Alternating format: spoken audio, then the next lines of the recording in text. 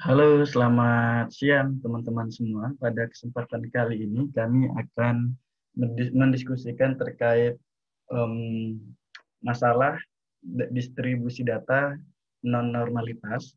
Ini bisa kita cek melalui pengecekan skewness dan kurtosis seperti itu. Nah, dengan mengecek nilai data ini nantinya normal atau tidak, konsekuensinya adalah pemilihan pada em, pendekatan dalam SEM, baik itu menggunakan covariance based SEM ataupun partial square SEM seperti itu. Nah, jadi ada beberapa referensi yang bisa kita jadikan rujukan seperti itu. Pertama, kita bisa merujuk pada misalnya artikel dari Hare et al. Dengan judul dengan edisi editorial Partial Square Structural Equation Modeling, Rigorous Application, Better Results, and Higher Acceptance. Nah, di sini kita bisa cek kapan sih kita menggunakan PLS begitu. Nah, penggunaan PLS di sini dijelaskan bahwa ketika ya kita lihat dari karakteristik datanya. Nah, di sini dijelaskan bahwa ketika data itu tidak memenuhi asumsi normalitas, data itu tidak memenuhi normalitas data, nah kita lihat dulu mengkarakteristik distribusi variabelnya melalui pengecekan skewness dan kurtosis. Ketika data ini tidak normal, ya dengan skewness dan kurtosisnya lebih tinggi dari standar, maka ketika data itu tidak normal, maka Bapak Ibu atau teman-teman sekalian bisa menggunakan PLS seperti itu. Oke. Nah, selain dari artikel Hare ini, ada juga beberapa artikel lainnya, misalnya dari McDonald, kita dianjurkan untuk mengecek yang namanya non-normality problems, ya. Itu harus di apa ya? Kita analisis dulu seperti itu. Jadi sebelum Bapak Ibu menentukan menggunakan PLS atau CBSEM, kita harus ngecek non-normality melalui melalui pengecekan skewness dan kurtosis seperti itu. Nah, seperti itu. Jadi selain itu juga ya dari artikel Aguinis misalnya di sini kita disarankan terkait bagaimana melakukan data management. Misalnya missing data dan normalitas data. Seperti itu. Oke. Nah, jadi Bapak Ibu tidak benar ketika ada orang mengatakan nggak perlu mengecek data itu normal atau enggak. Ya, seperti itu. Itu pendapat yang keliru. Artinya, sebelum kita memutuskan untuk menggunakan CBSEM atau PLSM, penting bagi kita untuk mengecek yang namanya distribusi non-normalnya melalui pengecekan skewness dan kurtosis seperti itu.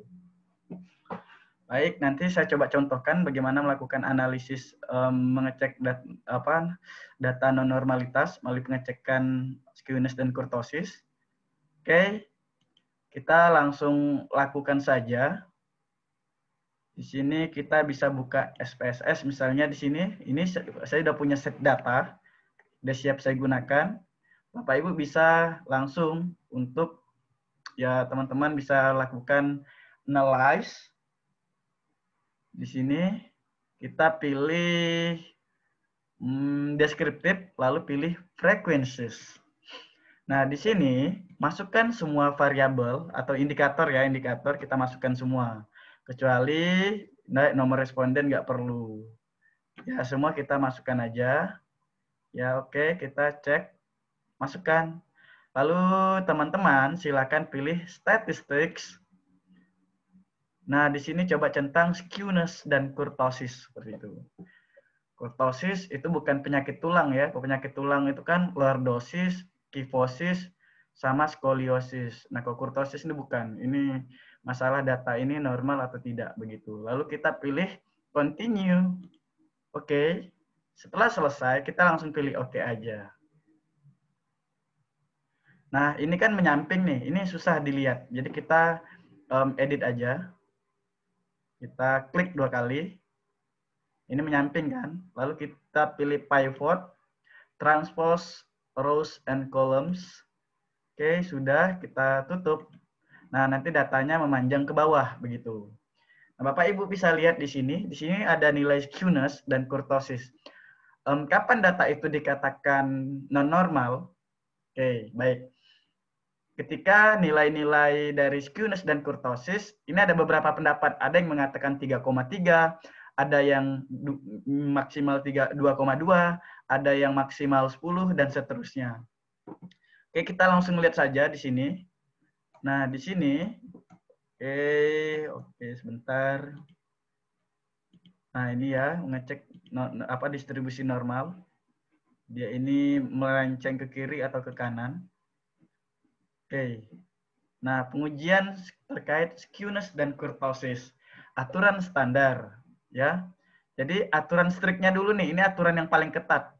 Kalau menurut Hare et al. Pada tahun 2014 dan tahun 2019, edisi ke-8 dari bukunya Multivariate Data Analysis, ini ya dia harus di bawah 3. Oke.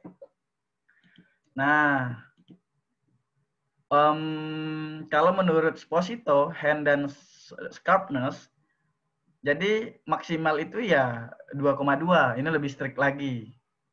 Tapi ada aturan yang lebih longgar begitu. Yaitu dia maksimal 10. Artinya selama dia nggak lebih dari 10, itu baik-baik saja. Ini dari Clean tahun 2005. Kita menggunakan yang mana, Bapak Ibu ya teman-teman silakan pilih yang memang mendukung data penelitian teman-teman begitu. Cuma saran lebih baik kita tidak lebih besar nilainya dari 5 seperti itu. Kalau ini terlalu longgar, 3 ke bawah itu terlalu strict, ya di bawah 5 itu masih boleh seperti itu. Oke, langsung saja. Kita langsung evaluasi ya. Ini tadi sudah kita lakukan. Tadi kan pilihnya bagaimana? Kita pilih analyze, descriptive, skewness dan kurtosis, pilih statistik ya, masukkan semua indikator ya sama variabelnya, sama data demografinya, kita centang skewness dan kurtosis, lalu continue. Ini sudah ada. Jadi di sini skewness dan kurtosis. Ini kita bisa klik. Oke, kita bisa sebentar, kita klik 2 kali dulu. Ini bisa kita urutkan ya. Jadi klik kanan nanti. Jadi di sini klik 2 kali biar lalu udah klik 2 kali. Kita wait sebentar nih, kok ada yang oke. Nah, di sini pivotnya sebentar, ini pivotnya. Kita pilih pivot kan tadi ini udah diluruskan dari atas ke bawah nggak nyamping. Kita klik aja, klik kanan, kita pilih sort rows. Ya, kita lihat dari yang terbesar ya. Pilih descending di sini. Oke. Kurtosisnya sama, kita klik kanan, pilih sort rows, dan pilih descending. Oke. Nah, untuk skewness dan kurtosis tadi, ada yang maksimal 2,2, ada yang 3,3, dan yang paling longgar adalah maksimal 10. Pakai yang mana ya? Yang itu mendukung data penelitian kita. Cuma lebih baik untuk melihat normalitas ya kita nggak boleh lah lebih besar dari 5. Oke, kita lihat di sini ya skewness kita tidak memiliki gejala skewness. Artinya dari nilai skewness-nya data kita baik-baik saja. Namun dari kurtosis di sini ada usia dan pendidikan yang itu di atas 3,3. Kalau ini kalau menurut Clean ya nggak masalah age ini. Cuma kan kalau dia ini sifatnya data demografi, ini kan nggak bisa kita hapus. Jadi data kita yang nama pendidikan orang, apakah kita bisa hapus? Nggak bisa, seperti itu. Sama halnya usia.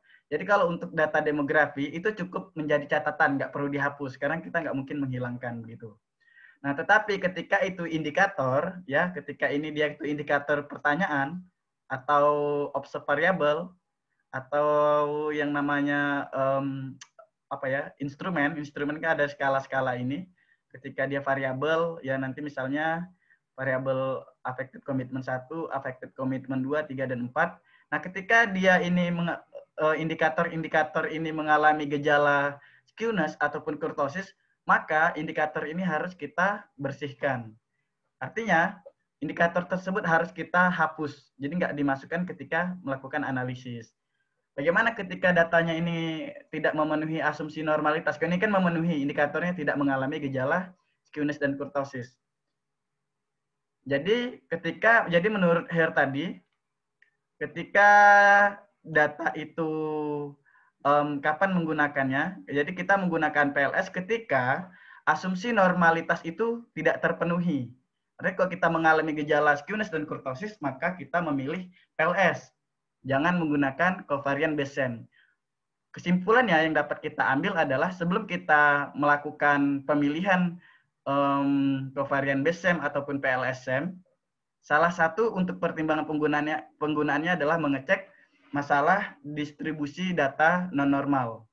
Kalau datanya non normal, kita bisa pakai PLS. Kalau normal, bisa kita lanjutkan menggunakan covariant Bayesian. Jadi di situ penggunaan covariant Bayesian memang lebih strict. Jadi mensyaratkan data itu normal. Mungkin sekian dari saya. Terima kasih. Assalamualaikum warahmatullahi wabarakatuh.